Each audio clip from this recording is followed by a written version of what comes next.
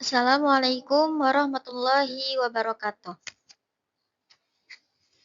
Hamdan syukranillah amma ba'du.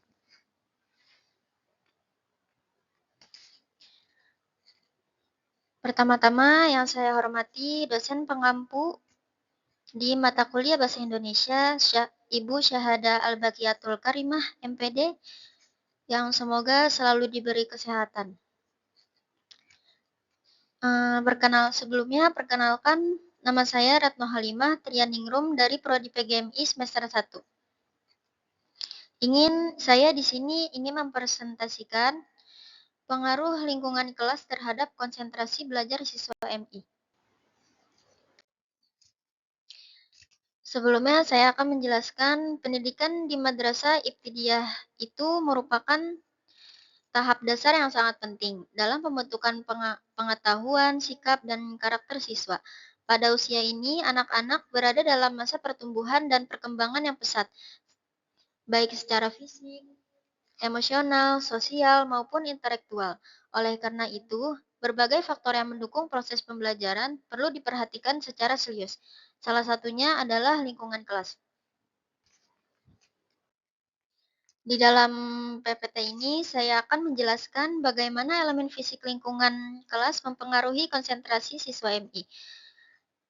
Apa peran faktor sosial dan emosional dalam konsentrasi belajar, dan bagaimana optimalisasi lingkungan kelas mendukung pendidikan karakter secara alami.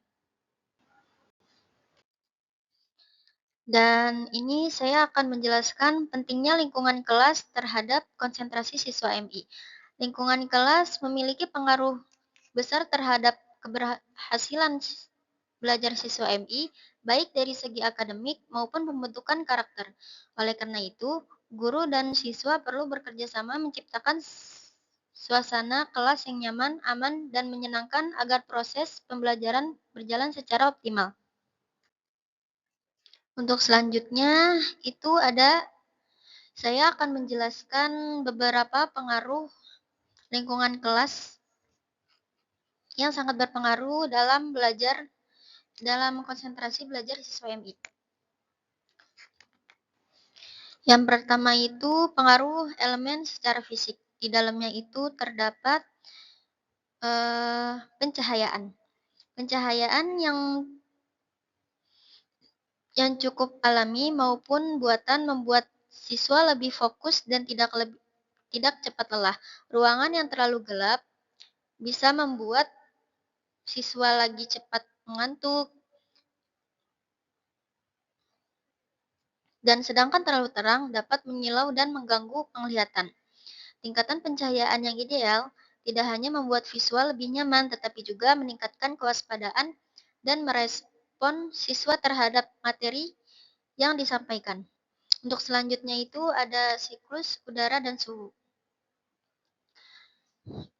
Untuk siklus dan udara dan suhu, itu kelas dengan ventilasi baik dan suhu yang nyaman membuat siswa lebih segar dan tidak mudah lelah. Udara yang pengap atau terlalu panas dapat menurunkan konsentrasi dan membuat siswa tidak nyaman. Dan untuk selanjutnya ada kebersihan dan kerapihan. Jika lingkungan yang bersih dan rapih menciptakan suasana belajar yang menyenangkan serta mengurangi resiko penyakit. Kelas yang berantakan bisa membuat siswa sulit fokus dan kurang termotivasi. Dan selanjutnya ada tata letak tempat duduk. Pengaturan meja dan kursi mempengaruhi interaksi dan partisipasi siswa, dan susunan berkelompok mendukung kerjasama, dan susunan berbasis cocok untuk fokus penjelasan guru. Jadi, kalau tata letak tempat duduk itu juga sangat berpengaruh ya. Contohnya kayak pengaruh meja dan kursi, pengaturan meja, sebelumnya. Maksudnya itu pengaturan meja dan kursi itu sangat berpengaruh. Terus susunan berkelompok itu mendukung para siswa jadi bisa bekerja sama, dan susunan berbaris cocok untuk fokus pada penjelasan guru. Untuk selanjutnya ada warna dan dekorasi. Untuk kelas yang warna dinding yang cerah namun tidak mencolok dapat meningkatkan semangat belajar. Hiasan seperti poster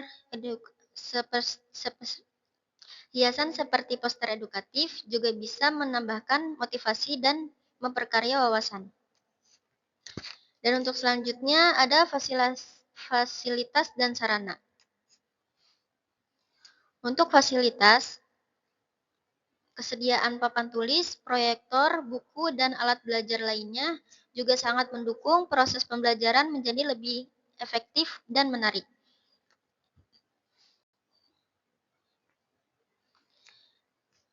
Dan yang kedua itu ada pengaruh faktor sosial.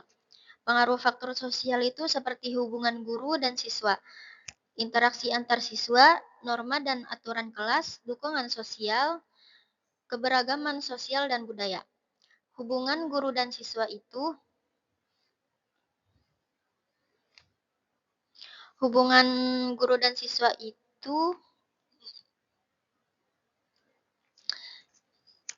sangat berpengaruh. Misalkan seperti guru itu harus berhubungan baik, saling menghargai, dan terbuka membuat siswa merasa aman dan nyaman untuk bertanya atau berpendapat. Sebaliknya, hubungan yang kurang harmonis dan dapat membuat siswa takut atau kurang percaya diri. Dan kedua itu ada interaksi antar siswa. Kerja sama sikap yang saling menghormati dan solidaritas menciptakan suasana kelas yang positif.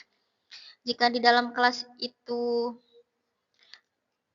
terdapat kerjasama antar siswa, itu akan berpengaruh bagi siswa-siswa lainnya agar terlihat solidaritas dan tidak ada terjadinya bullying. Untuk selanjutnya ada norma dan aturan kelas. Adanya aturan yang disepakati bersama membantu menciptakan ketertiban dan rasa tanggung jawab. Jika norma sosial di kelas baik, siswa cenderung berperilaku disiplin dan sangat menghargai. Jadi di dalam kelas itu sebaiknya itu diadakan peraturan agar siswa itu terlihat disiplin ya. Untuk selanjutnya saya akan menjelaskan dukungan sosial. Dukungan sosial itu sangat berpengaruh pada siswa-siswa di dalam kelas, karena jika adanya dukungan antar teman sebaya dan guru, itu dapat meningkatkan motivasi serta rasa percaya diri antar siswa.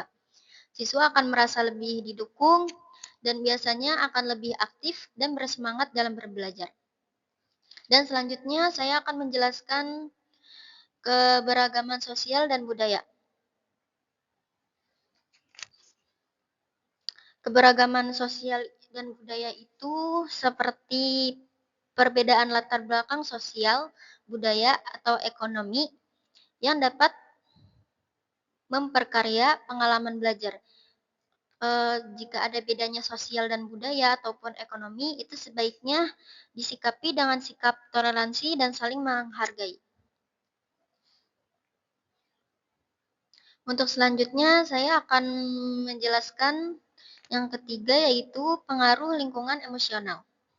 Pengaruh lingkungan emosional itu terdapat rasa aman dan nyaman, motivasi belajar, hubungan empati, dan kepedulian, pengelolaan emosi, dan kepercayaan diri. Untuk rasa aman dan nyaman, jika siswa merasa aman, dihargai, dan tidak takut melakukan kesalahan, mereka akan lebih berani bertanya dan berpendapat. Sebaliknya, jika suasana yang penuh tekanan atau rasa takut dapat menghambat partisipasi para siswa. Dan selanjutnya ada motivasi belajar. Lingkungan emosional yang positif dapat meningkatkan motivasi dan minat belajar. Guru yang memberi apresiasi dan dorongan akan membuat siswa lebih percaya diri. Jadi jika di dalam kelas itu seorang guru memberi apresiasi seperti semangat ataupun hadiah jika dia mengerjakan sesuatu dengan benar, itu itu anak murid itu akan termotivasi dari gurunya. Untuk selanjutnya, hubungan empati dan kepedulian. Jika di dalam kelas itu terdapat sikap saling memahami dan peduli antar siswa maupun antar guru, dan siswa menciptakan suasana harmonis. Jadi semua siswa itu akan menciptakan suasana harmonis di dalam kelas jika mereka saling memahami antar siswa dan ataupun antar guru. Untuk selanjutnya ada pengelolaan emosi. Pengelolaan emosi itu seperti mengatur emosi yang di dalam diri. Kemampuan mengelola emosi seperti marah, kecewa, ataupun stres sangat berpengaruh suasana kelas. Jika emosi negatif tidak terkontrol, proses belajar itu pun akan terganggu. Jadi misalkan jika gurunya sedang emosi, pasti itu suasana kelas berpengaruh terganggu ya. Dan selanjutnya itu ada kepercayaan diri.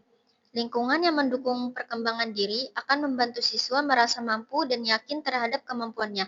Hal ini berpengaruh pada keberanian dan mencoba dan berprestasi. Selanjutnya yaitu kesimpulan.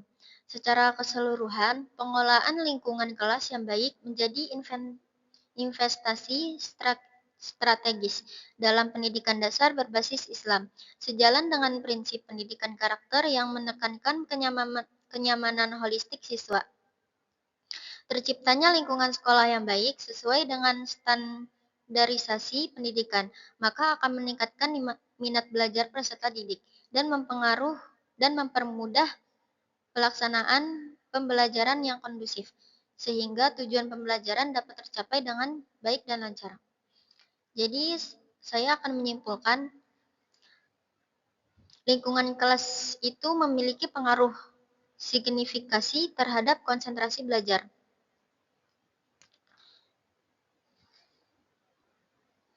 Di mana-mana, faktor-faktor fisik seperti pencahayaan suhu, ventilasi, kebisingan, dan tata letak yang terbukti menjadi penentu utama kenyamanan dan fokus siswa usia dini.